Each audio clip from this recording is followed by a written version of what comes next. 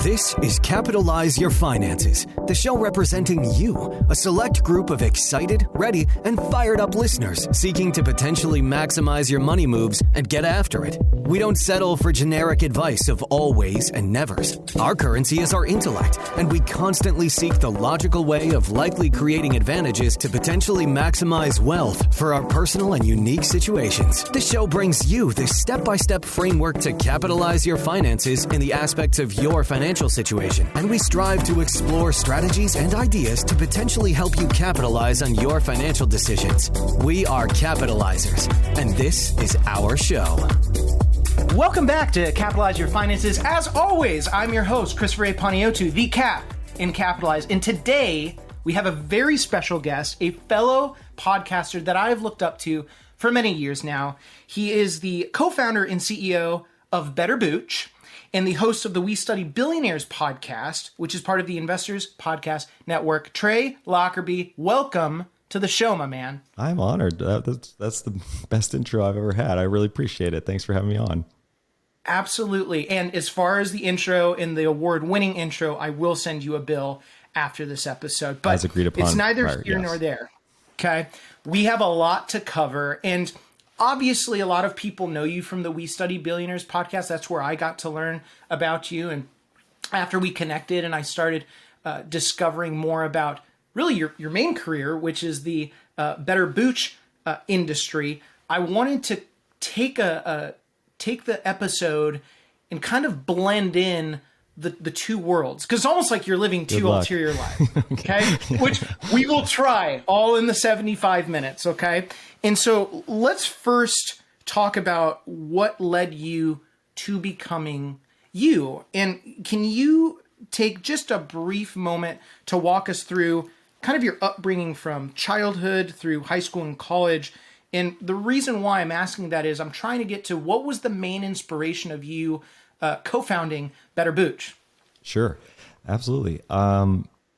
Quick story is I was born in North Carolina around age 5. Parents divorced, moved to Indiana, grew up in Bloomington, quite a small town, college town there.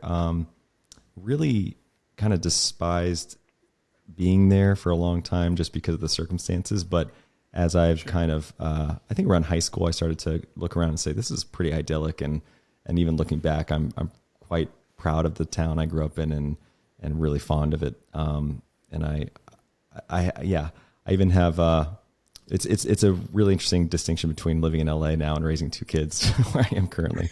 But, sure. So I went to college, at IU, Indiana University, and I was always sort of balancing, I would say, being an athlete with being a musician. I think early on, I knew that I didn't want your typical day job. My dad was actually entrepreneurial, so I didn't necessarily want what he had because he was stressed and he was traveling all the time, and I barely saw him, kind of thing. But I wanted probably not to go to the same thing every day. And I remember going to a concert very young, probably middle school, high school age. And it made a huge impression on me. I think I was 13, 14 at the time. And you've been to a concert, you just see these guys on stage who are living it up and playing music, and they're not wearing suits, and they're traveling all over the country. And it just looked like freedom to me. And so I think at that point, I was always drawn to music very deeply and loved it, and taught myself how to play guitar and write songs and stuff. And but it was, I think, at that point that I said, okay, I think I want to be a musician. And it was more because of the lifestyle I saw in that profession, and which will kind of come back, I think, in a minute. But basically, fast forward, I'm at Indiana University. I'm a Division I pole vaulter. So that's kind of what got me into school, because I was not a great student, actually. Just because I wanted to be a musician. So the whole time I was just sitting there being like, none of this applies to me. So I ended up, going to school mostly for sports, and my freshman year, this is around the age of MySpace. So I had this idea where I was thinking, okay, well, a lot of people tour through Indianapolis. That's only about 45 minutes away. I wonder if I could reach out to them on MySpace, convince them to come through Bloomington, I know I could open the show, which means, play the first act and then pack it out with my friends and whatnot. And so I would reach out to people and say, look, if you're considering Indianapolis, come to Better Booch, or sorry, gosh, there we go. That's where my mind is.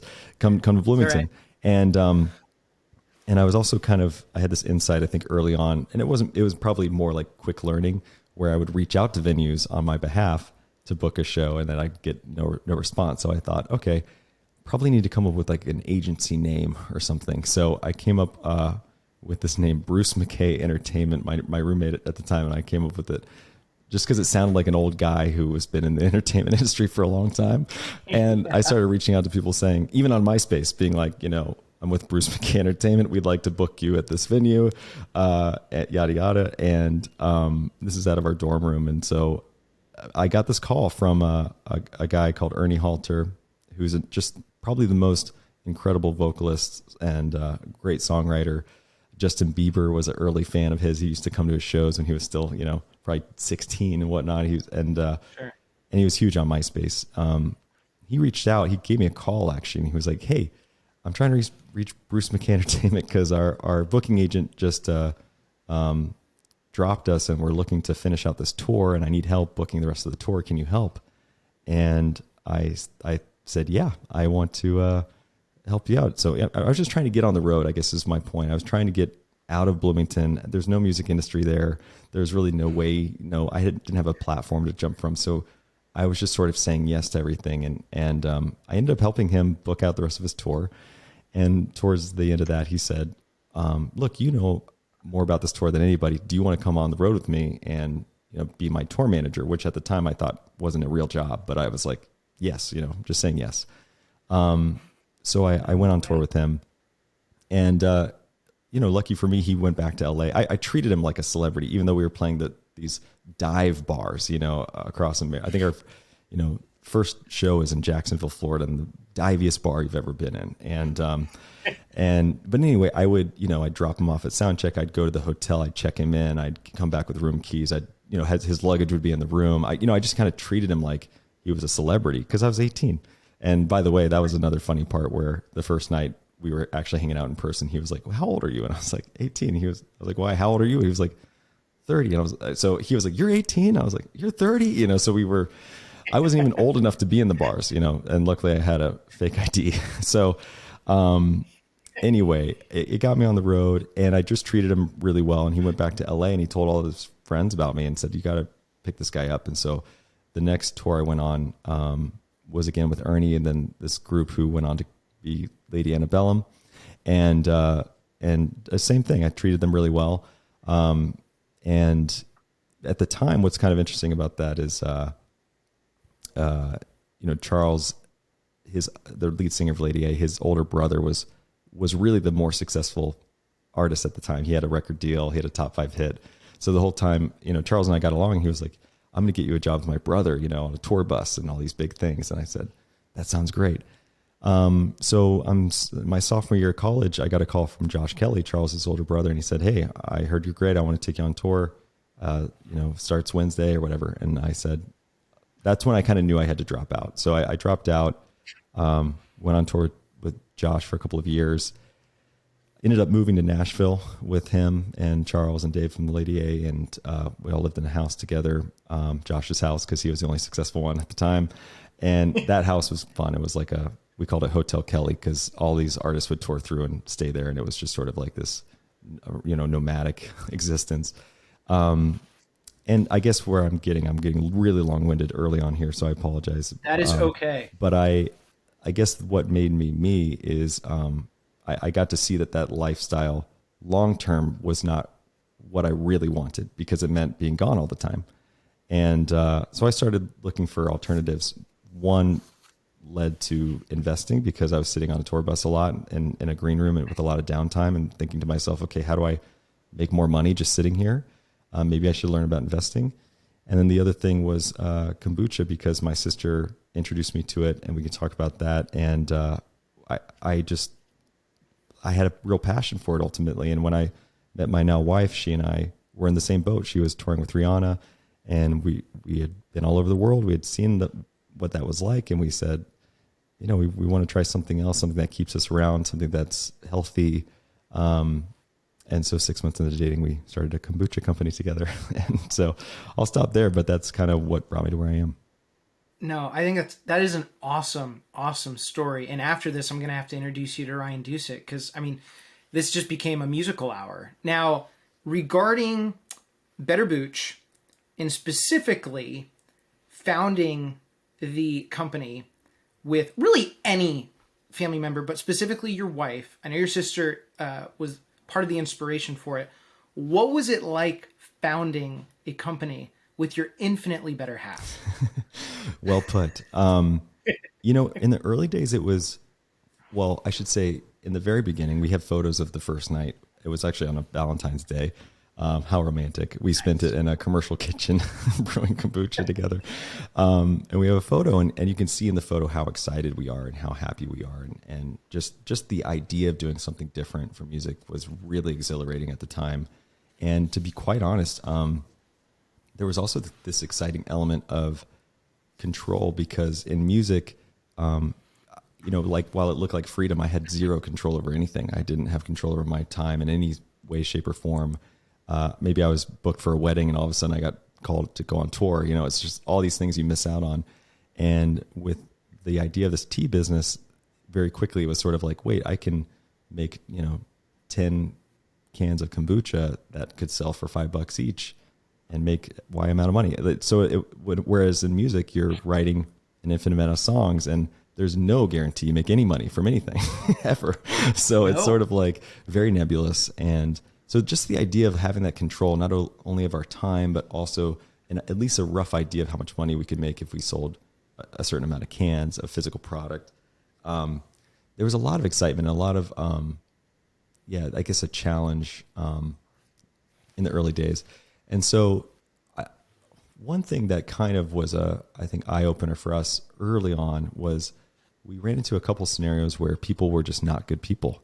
And in the music industry, your reputation is everything. You being a, quote, good hang is like 90% of the job, because people have to go on tour with you and spend all their time with you. So they don't really care how good you have to be able to do your job, for an hour, but the other 23 hours of the day, you got to be a good hang. So it requires being a good person and, being easy to get along with. So we went into a lot of, I think, agreements and just, relationships early on, kind of, blissfully or optimistically, blindly optimistic. And so we had a landlord at one point when we grew out of the commercial kitchen, and within 6 months, who just started taking advantage of us. He'd just like come in at any given point in time, totally breaking the lease on a number of fronts, trying to up the rent on us, and just like totally, we sunk all, he sold it to us as a turnkey licensed kitchen. It was not anything of the sort. We had to completely redo everything. So we sunk a lot of money into it. And so we had to start subletting to other people. And so he was trying to charge us more money. Like all this stuff that we were just like, this guy felt like he almost found it fun. It seemed like, to just like mess with us. And we were just like two kids trying to make tea. Yeah. And so, and then we had a subletter who ran away with some equipment. They were this juice company, and they just like, and there wasn't even our equipment. It was the landlord's equipment. So they just like took it and left one night, and just all this stuff that we were like, wait, what is happening around us? So we went through the period of, awakening, I would say, and getting a little bit wise to, what real business can look like. And not all of it's like that, but of course that's just a reality of the real world. And so, I would say that was challenging on our relationship, but also just individually, just going through that growth stage of being like, okay, this is a lot different than we thought it was going to be. It's not just all sitting in the sun at farmers markets talking about tea. And I think in those early days when it's just the two of us, you can't help but you're doing everything yourself. So I compare that to now, where we have she's our chief marketing officer, does everything on the marketing and R&D side of things, and we have completely different lanes. So it's like we don't get in each other's way. We have very different skill sets, and I know she can do my job, but I certainly can't do hers, kind of thing. But it's sort of like a clear distinction. Whereas in those early days, you're doing everything together. So I don't want to sugarcoat it. It was definitely hard. You have to set these boundaries. So early on, we had meetings only on Sundays together. To this day, we stop talking business at 7 p.m. That's our rule. So, you have to, pretty late. It is. Well, we got to get the kids down and stuff. And then, sure. But yeah, so it's, you have to have boundaries. You have to just be very intentional with it. But when it works, man, it really works. Yeah. Well, and I couldn't help but laugh at your expense, by the way, when it's just like bright-eyed, bushy-tail and you just get kicked in the teeth. Body slammed, yeah. Back-breaking body slams. And I don't know. I'm a pretty black and white guy. So if people have asked, like me for our business, what were those like original days like? It's stressful as hell. You hardly sleep and you feel like you're going crazy, but you would do it all over again. Like how wild are we for doing that? And you kind of answered where I was going to go as far as, what those early days were like. But one question I did have was, because it's no longer you and your wife. I could easily argue that if it was just the two of you still to this day, I'd be very curious what that relationship would look like. But when did you two hire your first employee, and how long was it until you brought on like the second and third, and fast forward to where you are today? Yeah. So it was sort of, after we had sunk all the money into our kitchen, we had no money left. And, so the plan kind of went out the window, and all of a sudden my job, I mean, the key role was sales, right? All of a sudden, like, I needed to be pounding the pavement to go generate some sales. I couldn't be in the kitchen making the tea. So we hired a guy off Craigslist, I remember early on, who actually ended up being a fantastic employee. And he stayed on for the first couple of years, maybe even 2 or 3 years. It was one of those hard things. I cried when we had to let him go. He was the first employee we hired, and then also, had to fire. And I cried because, really cared for the guy, but also, we would give him opportunities to, we felt we were giving him opportunities to grow, right? Like, hey, we need a new piece of equipment. Can you look into it? Can you learn about it? Can you, can we advance? And so we just hit a limit. And so at a certain point, we had to kind of bring in a brewmaster, someone who went to school for it, someone who had experience. And I think that's just part of the growth curve, right? With any business, you just kind of over time bring in more and more experienced people as you can afford it and things like that. So he was our first employee, and I want to say our second employee also. A brewer, stayed on for probably over 5-6 years. Really amazing guy. I mean, we've only had good people, obviously, but we do pride ourselves on trying to promote within as much as possible. Our ops manager currently started on our production line, became a brewer, now is our operations manager. We have a number of folks like that here at the company. So we always try and do that where we can, but some roles, just require a certain expertise. So that's been kind of our journey with employment. Yeah. Well, and so how many employees do you guys have now? And you don't have to say, obviously, specific revenue numbers if you don't want, but I am a nerd, so sure. I'm intrigued. We have 35 employees at the moment. We're going to clear 10 million in revenue this year. We manufacture ourselves. So it's different than a lot of other beverages, a lot of other food companies, because most people don't get into this industry to manufacture the product themselves.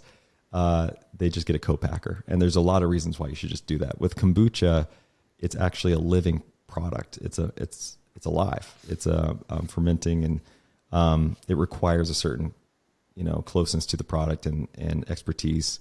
And so we've always had to manufacture ourselves, and it's kind of been one of those blessings, right? Because it's helped us in so many ways. And it's also just more fun. It feels like there's a little bit more soul to the business. But of those 35 people, probably 20 of them are on the operations side. So either the manufacturing, the production, shipping, logistics, purchasing, quality, all that stuff. Oh my God.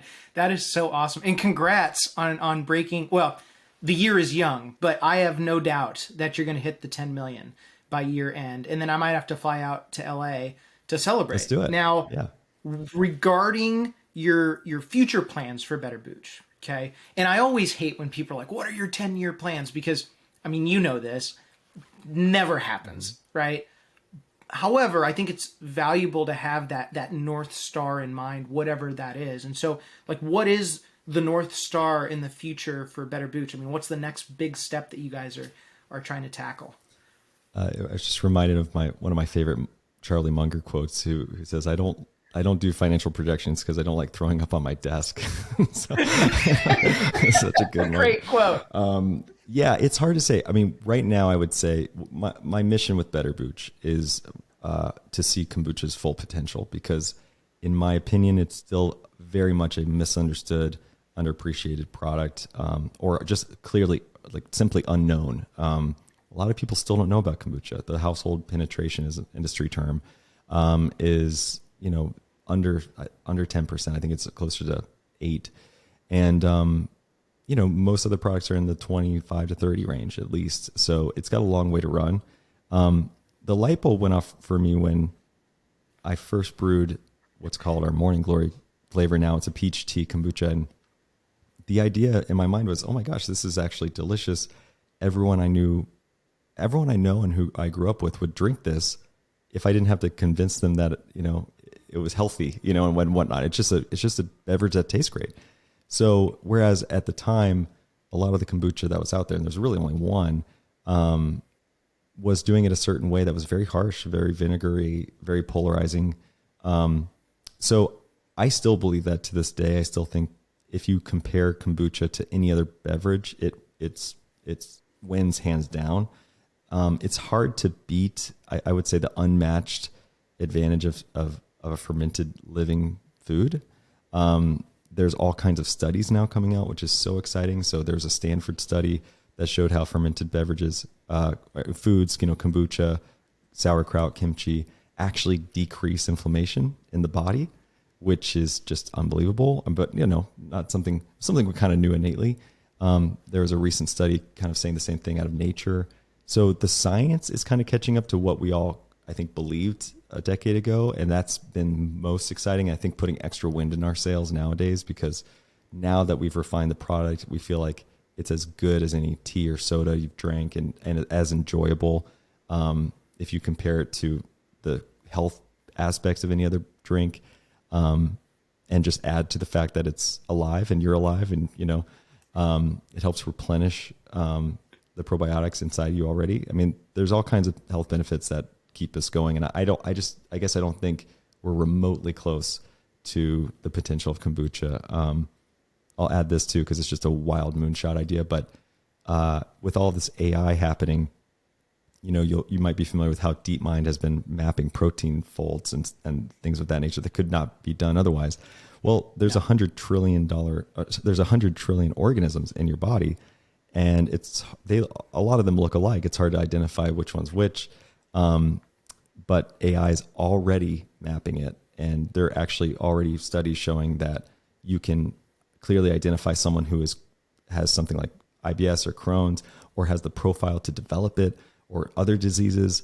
And we know that at least 70% of illnesses start in the gut.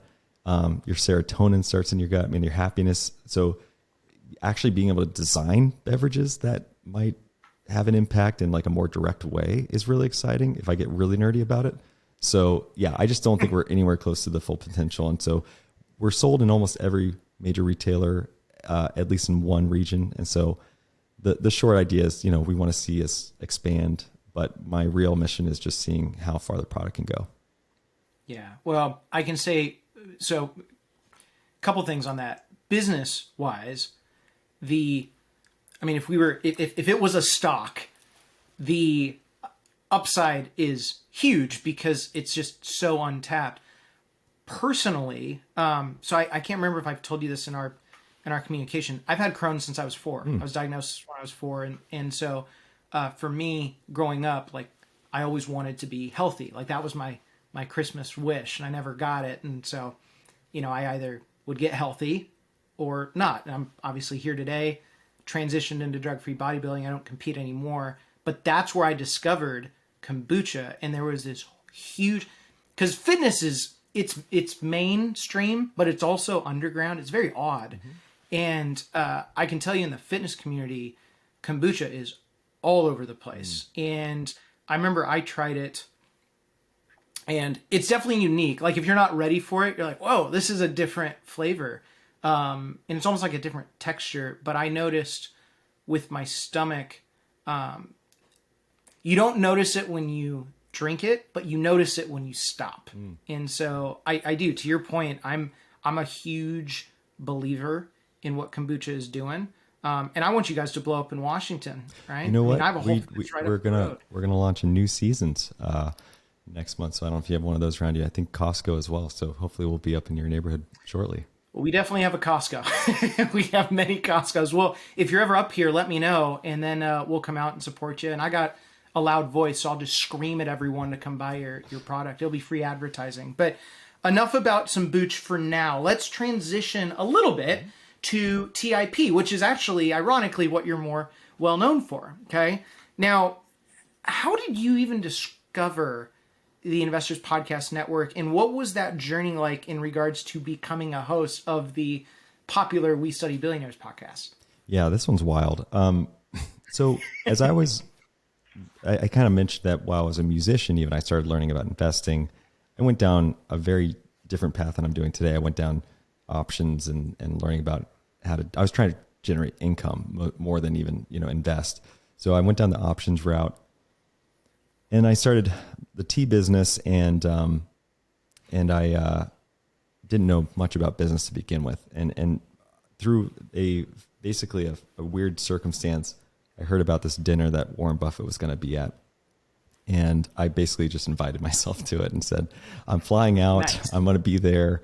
And I didn't really know that much about him. I just kind of knew that he was into boring businesses, and I thought of tea as a boring business, quite frankly. And I was kind of like wanting to follow that methodology. And I knew a little bit, enough about investing, I guess, to understand who he was. But yeah, so I ended up at this dinner, and he really opened my eyes in a lot of ways. At the time, I was following a philosophy from this person who had turned supposedly $100,000 savings into $100 million. And I was kind of talking about the strategies with Buffett, and the whole time he just had this kind of Cheshire cat grin on his face, just like, how little do you know kind of thing. And I'll never forget that. But I went back and I think I did the math later, and I realized just in our 3-hour dinner, Berkshire made, I don't know, 50 million just in those 3 hours. It was something that just opened my eyes beyond belief, where I was like, oh my gosh, he's obviously doing something clearly different. And he gave me some books to read. I went and read everything I could about him personally. And after I kind of did all that, obviously when you read about Buffett, you start learning about intrinsic value. And so the funny story is I was kind of like, certainly at this day and age, someone's put like an intrinsic value calculator on the internet, right? So I just Googled that, and up pops this website called Buffett's Books, and by a guy named Preston Pish. And he had all these free courses on it. It did have a calculator. I went through all the courses, and as I was kind of getting through the courses, they launched their first episode of a podcast. And, I wasn't really even listening to podcasts at the time, but I remember I just said, okay, I'll check this out. And I remember fairly early on, Preston talking about the idea of turning his car into sort of his MBA, so to speak, just listening to podcasts instead of music. And me being a musician, I mean, all I did was listen to music. So I was like, oh, this is an interesting idea. So, I started listening to it pretty religiously. Every week on my commute. At the time, I had about an hour, living in LA to kill, getting to work and back. So I listened to the podcast. I still to this day haven't missed an episode, which is pretty crazy. The fun fact too is, I think if you go to episode 3 or 4, I'm actually the call-in questioner. So nice. That's how I can prove it. So when I say all this, I'm like, I can prove it. I was there on day 1. I was probably the only listener, but that's awesome. But yeah, so I go far back with it, and then so at one point I went to Omaha, and I went to one of their events and dinners and met them in person, and that was really it. I mean, we stayed in touch, kind of. And there was this one special day I was leaving Better Booch, and I don't know why this doesn't happen all the time, but I just had this overwhelming gratitude that just kind of like washed over me. And I was going home being like, wow, I'm leaving my dream job in my dream car, going to my dream home with my dream wife and kids. And man, like, how does life get any better than this? And sure enough, I had TIP on, and my thought was, maybe unless I was the host of this podcast. That was like the thing I thought of. Way. And I say that just because I find it funny, and also I feel like maybe that sparked something in the law of attraction, philosophy, if you follow that or whatever. Which Oh yeah. It's just sort of just within a couple of weeks of that, things just clicked in a way that made that happen. And I wish the rest of my life was like this. It's not, but it was just sort of this thing where they all of a sudden were like, Preston was moving over to Bitcoin and they needed a host. And I threw my hat in the ring, and I probably wouldn't have if I didn't have that moment, right? Where I was kind of like thinking about the bigger picture. And so, and even my wife, was like, you should do that. And I was like, there's no way. Like, first of all, I dropped out of school. I was a musician. I'm running, I started a tea company. Okay. But what do I know about investing? So, I had no accolade to show, to get on the show. And I think that's actually what worked because, they had many other people way more qualified than me, but I think they liked the idea that I was like the listeners. I was learning along, with the audience. And I don't think they wanted it to be too academic. I think they wanted, someone who, could relate to the audience. And I feel like I do just because I came from that. So I think it worked out to be an advantage, and that's probably the only reason I got it. Capitalizers, this episode is sponsored by the best-selling book, Capitalize Your Finances, the how-to framework that takes you from compoundingly clueless to monetarily magnificent. Regardless of where you're at in your financial life, whether you're just beginning to express interest and commitment to your personal finances, at the pinnacle of your career, winding down into retirement, or thinking about your legacy for future generations, this book walks you through every step of the way so you can succeed on your terms and with your own values and passions guiding you. After reading this book, you will officially have Christopher A. Panayotu, the Cap in Capitalize, in your back pocket, guiding you in detail through every step of the way so that you can take charge of your finances, not the other way around. Head on over to Amazon.com today and start capitalizing your finances to the fullest with this incredible book, Capitalize Your Finances, the how-to financial framework that takes you from compoundingly clueless to monetarily magnificent. And now, back to the episode.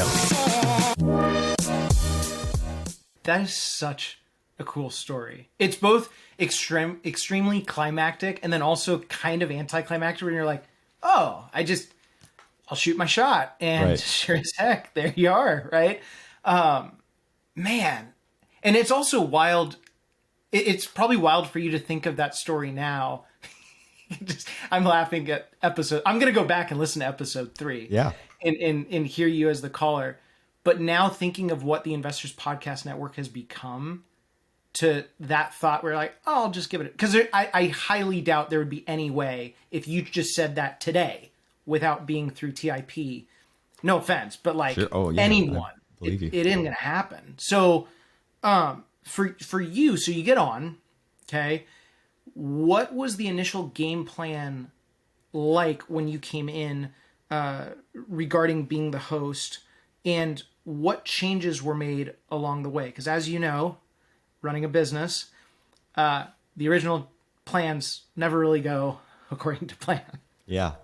Yeah. And I mean, to that point, really, they wanted me to kind of prove myself. So I did a bunch of test interviews with real people, real episodes, only one of which actually ended up on We Study Billionaires. But more just because I was getting my footing, and we were trying to kind of figure out what the future looks like without, Preston on the show. That was a huge gap, I thought, huge shoes to fill kind of thing. And I would say, to Stig's credit, he runs the whole network, and he is probably the most thoughtful business person I've ever met. Not to mention investor. He's he's someone I really look up to as far as just how he runs that network and how he thinks through things. He's a really good balance of innovative, but responsible and not, you know, I wouldn't say conservative, but he's certainly thoughtful.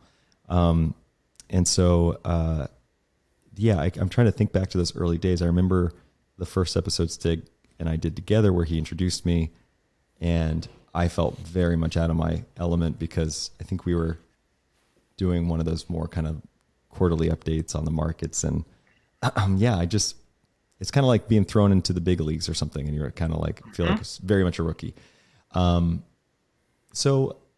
think the idea when I was first brought on was sort of, hey, we've been talking a lot about Bitcoin on this show. And we want to get back to basics. We want to get back to the Warren Buffett approach, which was right up my alley. Cause that's like where I feel like home. I'm like, yeah, I've studied a bunch of people, but I keep going back to it. And so that really fit, but it was also a bit of it was split. It was half the audience was like, no, we want to know more about Bitcoin. And half were kind of like, why are we talking about Bitcoin? So it was risky on their part. I think very risky to kind of put up a Bitcoin only show. But it was also kind of derived from, I think, the need from in Preston's mind that it wasn't even a question in his mind. You know, he was sort of like, I have to do this. So, which makes it easier, but it was still risky. And that's where I think it started. I think over time, they've given me a little bit more leeway to explore different avenues, but the cornerstone I try to stick to is just value investing and studying the best, right? And the billionaires that we bring on. I pride myself in trying to find new billionaires to bring on. This morning I interviewed Andrew Wilkinson, founder of Tiny, and what a great guy he is and what he's built. It's like a baby Berkshire for tech. It's super cool. And not that he's not well known, but you know, people like that kind of push the conversation along is always interesting to me. So I think that's how it's evolving, but it's still a work in progress. Oh, for sure. And I am going to listen to that episode, not immediately after we get off today, but probably this evening as we're putting our little one down. I have to ask, from one host to another, how long, this is a very surface level question, how long did it take you to catch your footing as a host? Because it's a totally different game than a CEO. You know, what's so interesting about that? First of all, I don't feel like I have footing yet. And I've done, 150 of these now and been doing it over 2 years. I was writing on Slack to the guys not that long ago about just all the imposter syndrome I still feel. But one thing I've noticed, and I realized this fairly recently, is when the heavy hitters are on the show, like the most successful people, the Howard Marks, the Jeremy Granthams, you name it, like I'm always more calm. I have an easier dialogue. I think just because they're always so calm and nice, and I don't know what it is exactly, but I actually feel like more comfortable the higher the stakes are in a weird way. And with folks who I'm more learning about, or I don't know as much about, or who are up and coming, and there's kind of new territory to explore. That's where I feel like I have less footing or something. I'm still like second questioning myself a lot. And the real key, which makes it easy, is for our show, it's not supposed to be really about the hosts. It's about the guests. So I try to that's the one thing I can kind of rely on. It's like, I don't have to constantly drum up my own opinions necessarily. It's about them. So yeah, I'm still figuring it out. Well, I can tell you that you have nothing to be ashamed of, and you're doing an absolutely fantastic job. I appreciate that. Thank you. And you've definitely transitioned from like the host that is basically the middleman between the platform and whoever is interviewing. You're doing excellent. And one thing I would also say with that is I totally get it with what you're talking about. I mentioned to you that before we had you on, we had William Green on, and I was like a fangirl because I loved his book Richer, Wiser, Happier. He has, I think, the best voice in all of finance, right? Like not even close. And the second he got on the camera, it was just in. Like, it was one of the most effortless interviews of all time. You know, I'll tell you, and I still am, right? Huge fan. And I was super hyped to have you on today. And in our pre-set up conversation, it took me about 10 seconds. I'm like, okay, we're in. Trey's a great guy. I've never met a jerk named Trey. So like, there's that. But like, we were in. Versus I've had some people where, you know, I'm not going to name names here, but we've had people on the show where I've been a fan of, but me and maybe like 3 other people, and maybe they're super academic, and yeah, and 2 minutes into the episode, you're going, oh man, like this is going to be a long 75 minutes, and you're just clawing and scratching. So I totally hear you on that. Now, as far as your interviews, because you have, and I didn't know it was 150, but it's very impressive. It's getting up there. Yeah, I haven't counted, but I know it's over 100 at this point. Well, that is fantastic. I think interview-wise for us, we're a newer podcast, obviously. I think we're up to 25 or 26, which, hey, I mean, I'll take it. Okay, we're catching up to you, man. But out of all of the people that you've interviewed, not who's the best, because then you throw everyone else under the bus, but which interview has had the deepest impact on you? Oh boy, that's a tough one. Let me think about this for a second. Yeah, and I know it's not me, so you can rule that one out. Yeah, no, it's. I'm trying to answer honestly about this because it's. I've definitely had some experiences that were surprising in different ways. So one thing I do every year, the last 2 years, is at the end of the year I do a top takeaways episode, and I do it more for myself than anything because I kind of look back and I'm like, wow, I did 50 something interviews. What did I learn? You know what? And I've been going back. So if you look at those 2 episodes, you'll see, probably not surprisingly, Howard Marks makes it on the list. And I feel like it's a bit of a cop out to name him only because he is who he is, but he did have some eye-opening moments for me in our conversation that really were like, oh, wow, I haven't thought about it like that. And it was simple stuff too. Like I think I at one point brought up one of those, you know, facts you hear from Morgan Stanley or whatever about, hey, you can't miss out on the bottom XYZ a day of the market because of you'll miss the, you know.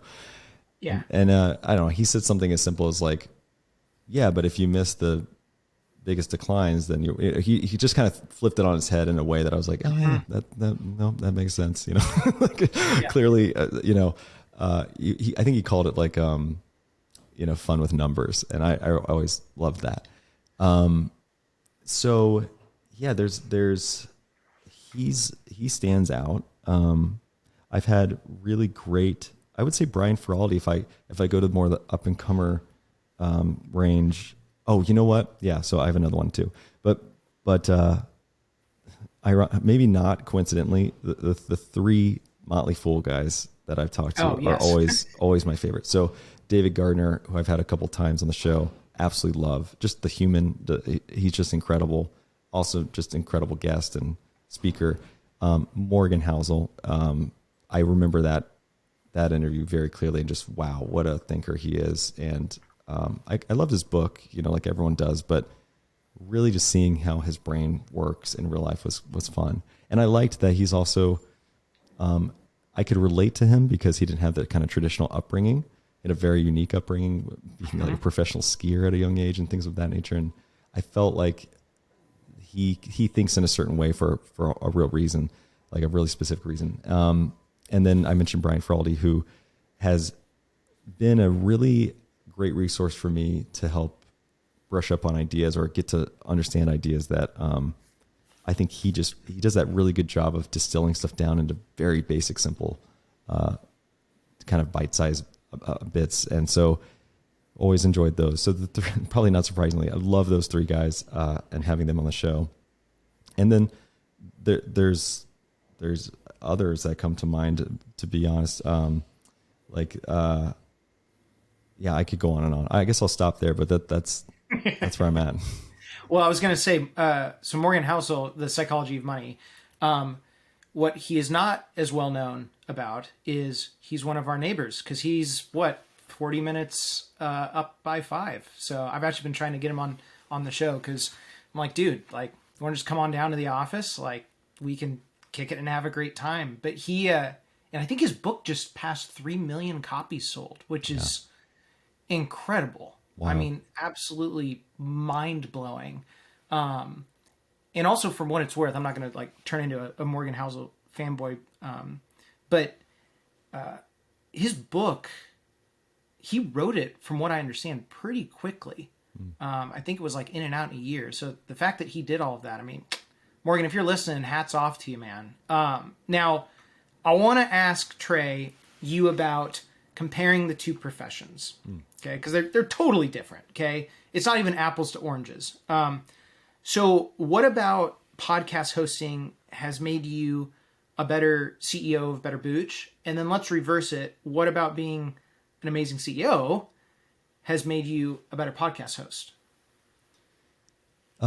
Yeah, and I completely understand the gap we're trying to fill here, because I had folks who were like, first of all, confused when I quit music to do tea, and then they were really, really curious when I started doing an investing show. So they, so I get it, and they do feel like polar opposites. But over time, the last couple of years, I've started to see how they're kind of starting to blend together more and more. So the one thing I would say is I like to throw out this famous Buffett quote, who says, he says, I'm a better businessman because I'm an investor, and a better investor because I'm a businessman.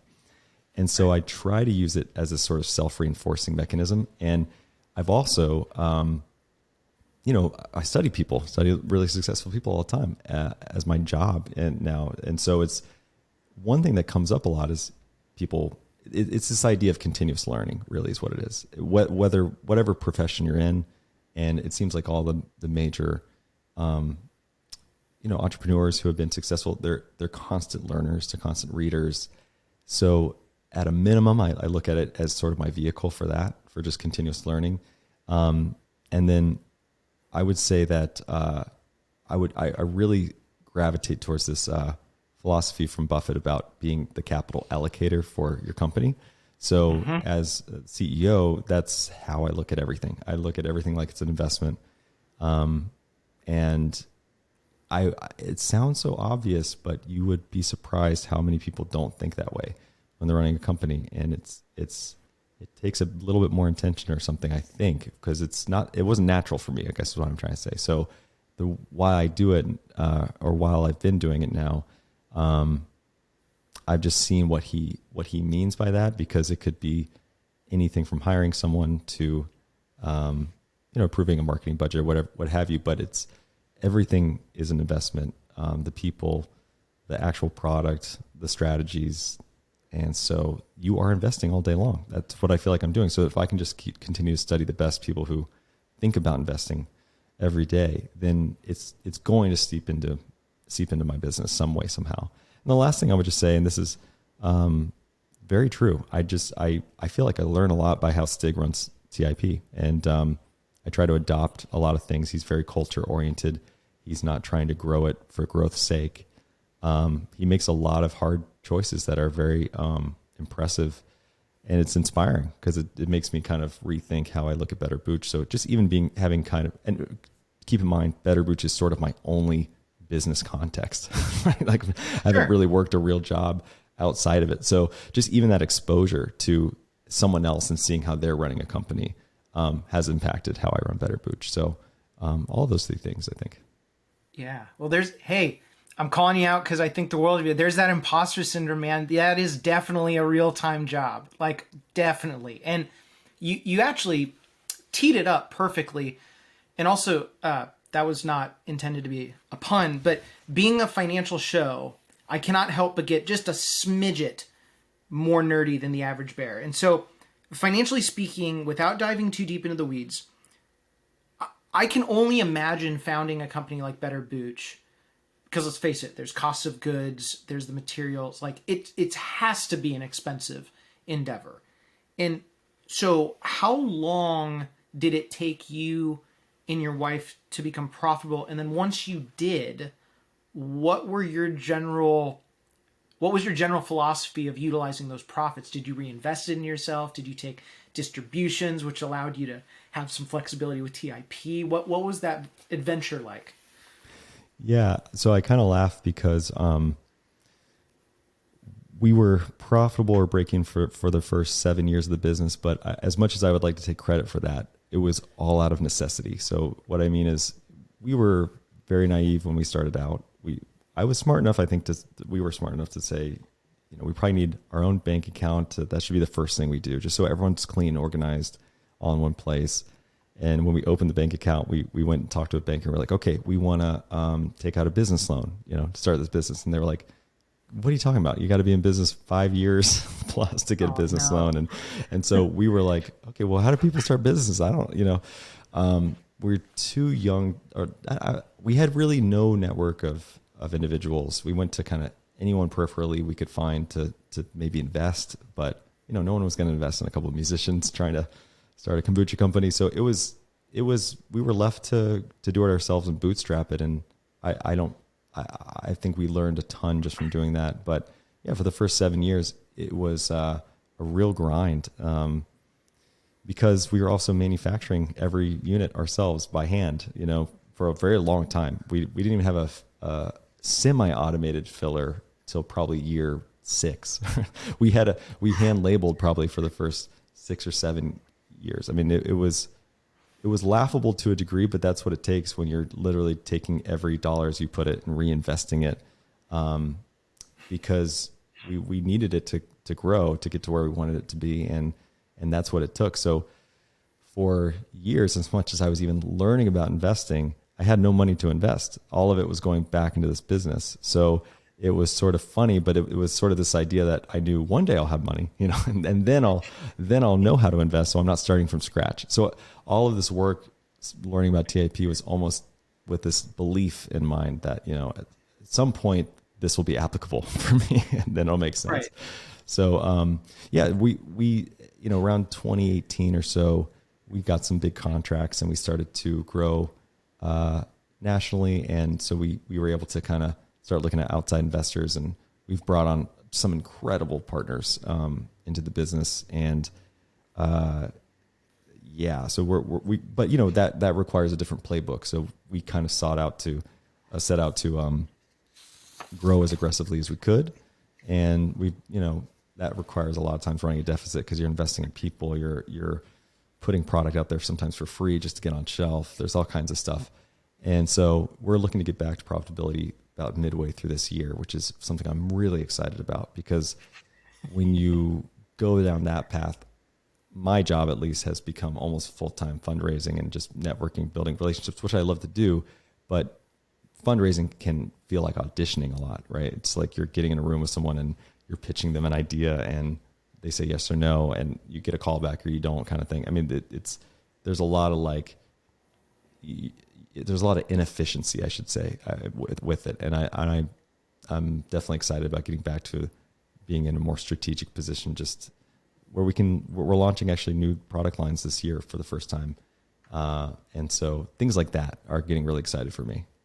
Awesome. Well, and the thing that came to my mind was, running a podcast is the exact same way. I mean, you go for free for years. In fact, one of our soon-to-be guests, he runs the #1 classic car podcast in the world. 85,000 downloads a month, just talking about classic cars. And he did, I think, 5 episodes a week forever. And I think he just went down to 4. And it must have taken him, I think he was telling me, almost 3 years to make like $1. It's the same thing, right? It's no different than with kombucha, the We Study Billionaires podcast, Capitalize Your Finances. Like, I wish that's what people would have told me when I was crazy enough to start any of this stuff. Probably no different than you. It's like, the first couple years are going to suck. And then you're going to have like a couple years where you're thinking, okay, I'm okay. And then you got to go over that hump. And then it's going to suck again, but it's not going to suck as bad. And then by like midway through year 8, you're finally going to be able to breathe. Because that's honestly a huge theme that I've seen with business, but no one ever talks about it. And so, I have this debate all the time, not to, sorry to interrupt, but you're not, it's an interesting debate because I've gone back and forth on this because, part of me is like, if someone had told me how hard it is when I started, would I have not done it, for one, but also would I have listened? I'm also not sure I would have either. Cause my whole life was I was used to the grind. Being a musician is very, very much that. And I would have these periods of no money for a long time and then a huge windfall for a song or whatever it might be. And so I kind of had this belief, like if I put the effort in, it will come back, maybe not right away, but at some point. And, my wife and I are looking out, maybe because we have 2 kids and our just life is different, but I'm like, I wouldn't do that again right now. I couldn't, so I'm so grateful that at times that we were a little bit blind to it and how hard it was actually going to be until we were kind of already in it and we were kind of committed and you couldn't really get out of it.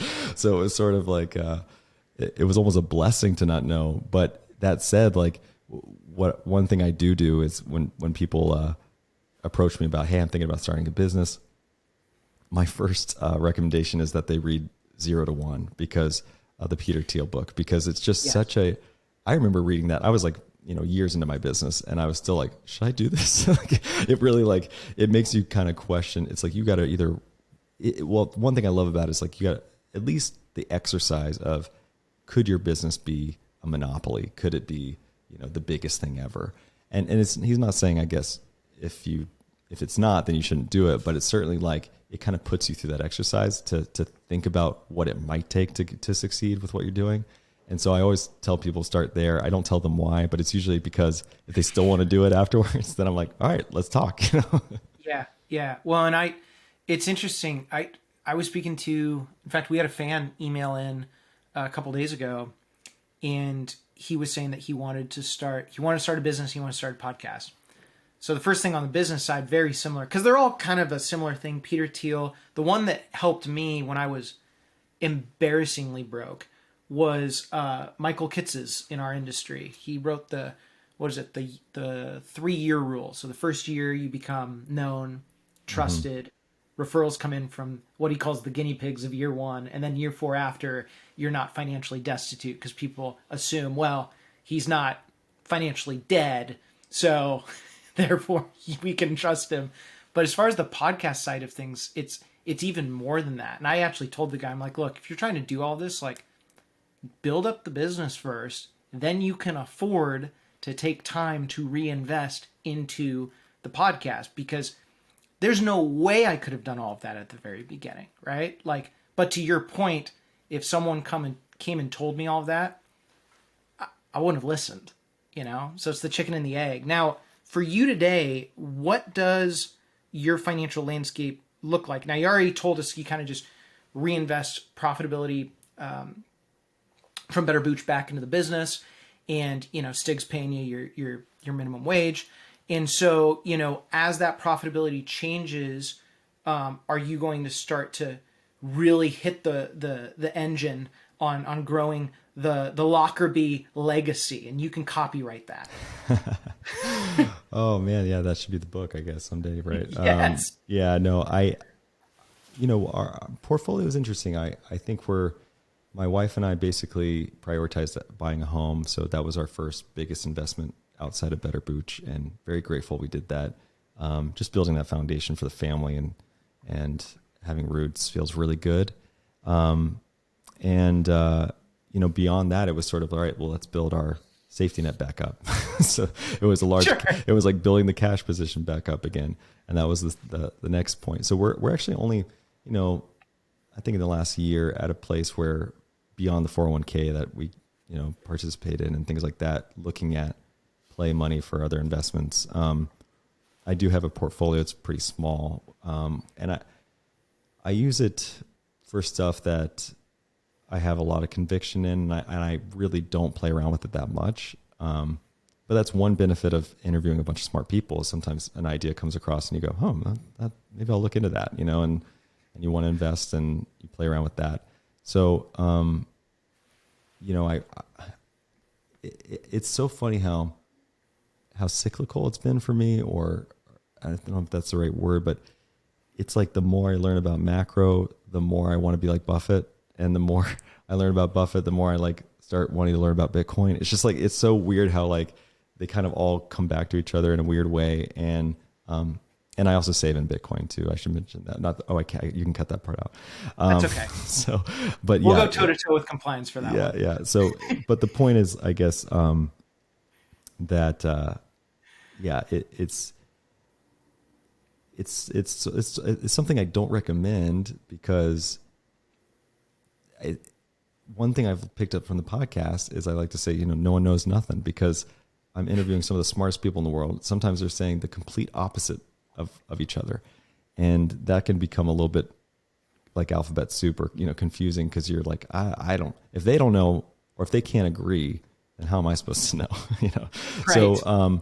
So I honestly, it's like I've circled back to being an indexer almost, because I'm just like, I don't, no one knows nothing. I'm just going to do this because unless I get some really clear idea of something that feels very much in my circle of competence and I have high conviction, and only then I do it. And fun fact, when I auditioned for the job, which is kind of what it was, of the podcast host, they made me do an intrinsic value assessment of a company, and probably not surprisingly, I chose a company called UNFI. It's United Natural Food Incorporated or whatever, and it's a food distributor, food and beverage distributor. They distribute Better Booch.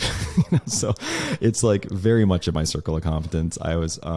It was actually so cheap that I was convinced Amazon would just buy it, because they had just bought Whole Foods, and UNFI has like an exclusive contract with Whole Foods. And I don't know why they didn't buy it. They should have, but I haven't checked it lately, but that stock has done very well from that time I did that assessment to now. And it's just probably not surprising, right? But those are the kind of things that I end up kind of gravitating to, because it's what I know.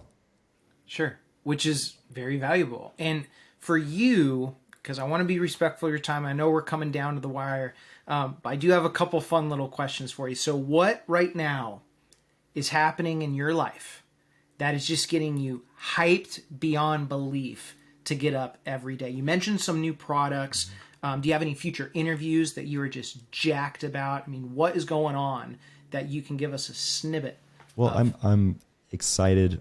This month in particular, I mentioned Andrew Wilkinson, but I also have Howard Marks back on, Sam Zell, and Jeremy Grantham. And having Howard and Jeremy back on is really cool, because it's just, you get to deepen that relationship and get into newer other topics. And I've never interviewed Sam, so I'm excited about that. But when you asked that, what actually came to my mind was music, because for a decade I haven't been doing any music, and building a tea business and studying investing and raising 2 kids. And over the holidays, my wife and I didn't travel, which was different for us. And we stayed home for a couple of weeks, and we finally felt this bandwidth open up, and we've been writing music together again. And that's been one of the things I'm most excited about. Not that we'll release it or ever pursue it professionally again or anything like that, but just having that creative outlet. And it's something just totally, it feels like a different part of the brain that's being exercised. And that's been something that's been really getting me excited lately.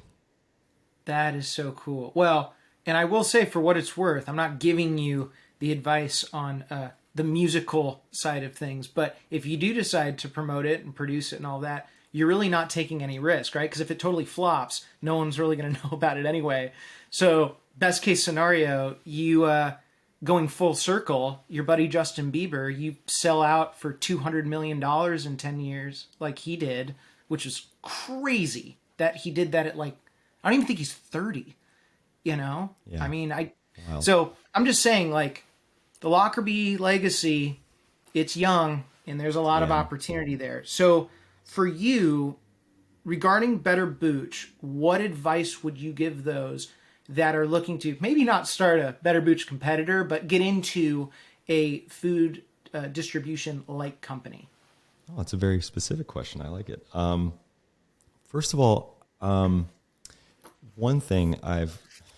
one misconception I had that I think is important to note if you're going specifically into food or beverage is it's a lot like the music industry in a weird way, where, the music industry is all about what's hot right now. And food and beverage can be like that. And maybe all industries are like this. I just wasn't expecting it from food and beverage. So there is, in my industry, something called BevNet, which is like the Rolling Stone of food or beverage, and you get often pulled in this hype machine of like, oh, someone just raised so much money and they're now sold in Costco, they're doing whatever. And you can get kind of wrapped up in this web of competition if you're not careful. Because I thought, I didn't start a tea business to get rich. It was very much like I was just a huge believer in the business.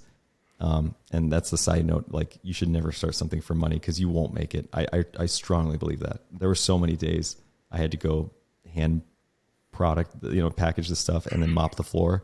Like, I would not have done it if it were just for money. So, right. And I know that. So first of all, don't do it for money. And if you want to get into food and beverage, what's beautiful about the industry, and unfortunately it doesn't apply all that much to Better Booch, but there are a lot of people who have been there, done that.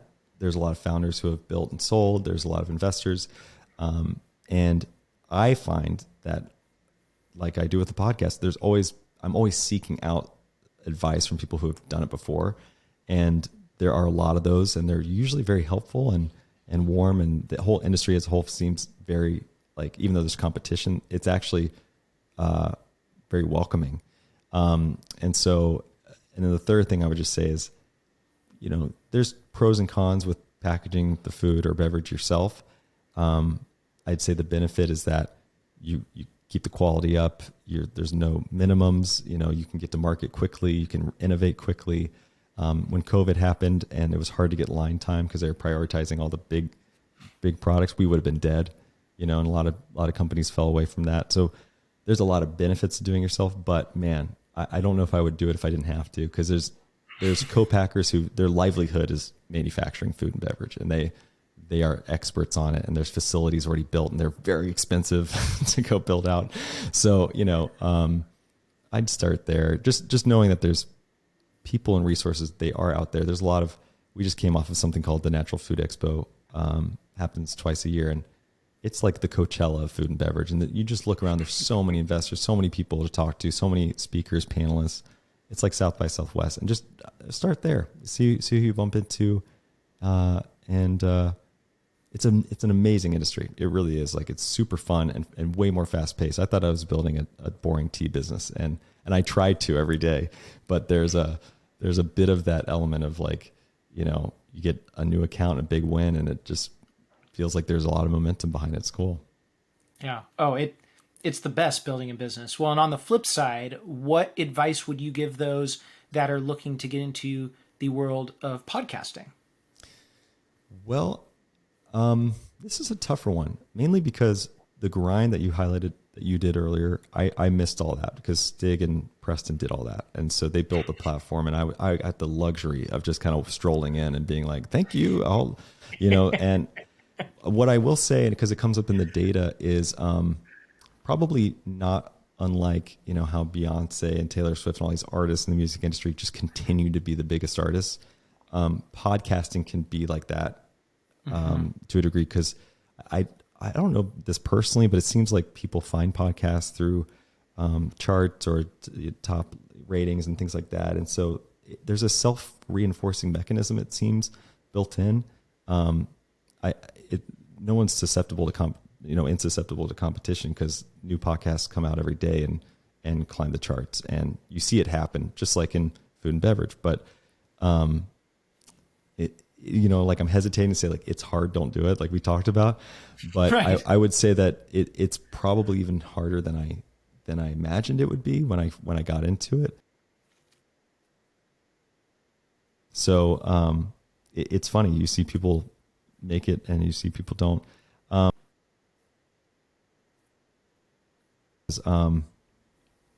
One thing I try to do is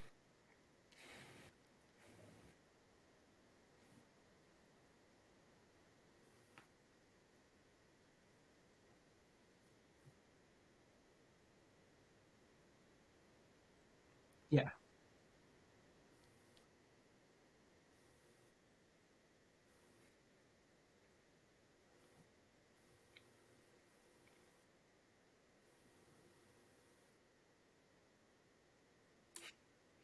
Yes.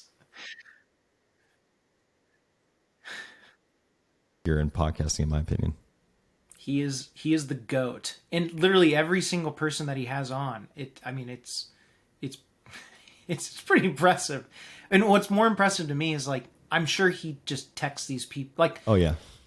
do you know what I mean? Like there's that unwritten rule where once you've had someone on, unless they come out with a new book or something, generally you don't have them back on again. But his Rolodex, I mean, he could go through 30 and just get bored, go to the top and say like, hey, Monish, you want to do this again? And of course, Monish would be like, absolutely. And they would just jump on and do it. Like it is I'm very jealous is what I'm trying to say, but He's we're just going to built get these relationships over decades, really. So there's a warmth, I think, to the conversations that is hard to come by, right? Because it's a lot of times it's between two friends, even though they're two very established, impressive people. very established. Yeah, it's very established. He's got that, which is always makes it a good listen. Absolutely. Well, Trey, we are unfortunately, because I could talk to you all day. I feel like I got a new best friend out of it. I'm excited to have you up here in promoting Better Booch. Again, if you need vocals, I'm here to scream Booch to the mountaintops. But where can capitalizers go to support you, Better Booch, in TIP? Chris, thank you so much again for having me on. And if you're interested in kombucha or Better Booch, it's betterbooch.com. Every handle, Instagram, social, whatever, just Better Booch, and that's BOOCH. Check out the Investors Podcast if you haven't already. If you listen to shows like Chris and you probably love that kind of stuff, check it out. Go to theinvestorspodcast.com. It's on every platform as well. My show is called We Study Billionaires. Comes out every Thursday. We have Bitcoin shows, we have real estate shows, we have all kinds of that kind of thing too. And then I'm on Twitter at Trey Lockerbie, TreyLockerbie, and you can find me there. I find that to be a really great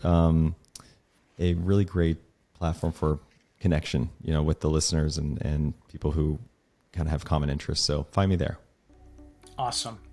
Well, and Trey, we're eventually going to have you back on. You're going to be one of the rare few that we just cycle in and out. And for those that are still listening, thank you as always for tuning in to Capitalize Your Finances. If you had any questions about today's episode, you know the drill. You can either shoot me an email, chris@capitalizeyourfinances.com, or you can give me a call at 253-214-3050, and I would be more than happy to answer any questions that have popped in to your little noggin. If you have anyone in mind that you think, man, they would be almost as great of a guest as Trey, but not quite, head on over to capitalizepodcast.com. Hit us up. We look at it every single day. We have a ton of people coming on the show, and we'd be more than happy to serve your needs and desires. As always, I'm your host, Chris Ray Paniotu, the Cap and Capitalize, and until next time, keep capitalizing. The information provided should not be considered specific tax, legal, or investment advice and is not specific to any individual's personal circumstances. Each taxpayer should seek independent advice from a tax professional based on his or her individual circumstances. Different types of investments and/or investment strategies involve varying levels of risk, and there can be no assurance that any specific investment or investment strategy will be profitable for a client's or prospective client's portfolio. Thus, investments may result in a loss of principal. Accordingly, no client or prospective client should assume that the information presented serves as the receipt of or substitute for personalized advice from Capitalize Your Finances or from any other investment professional. This material should not be considered a solicitation of an offer to sell or buy any specific security or offering. Investors should consult a financial professional to determine whether risks associated with an investment in the shares are compatible with their investment objectives. Christopher Paniotu is a registered representative with and securities and advisory services offered through LPL Financial, a registered investment advisor and member FINRA SIPC. The investment professionals are affiliated with LPL Financial and are conducting business using the name Capitalize Your Finances, a separate entity from LPL Financial. Trey Lockerbie and any other individual or company mentioned in this podcast are not affiliated with Capitalize Your Finances or LPL Financial.